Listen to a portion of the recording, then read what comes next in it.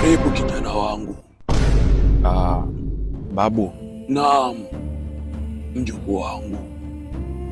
Leo kuna maswali mimi nahitaji kuuliza babu yangu. Hivi ukiwa kama mwanaume, kosa gani uhitajiki kufanya mbele mwanamke unayemhitaji? Wanaume wa kisasa mnapotelea sehemu hii moja, kijana wangu. Ukiwa unamhitaji mwanamke,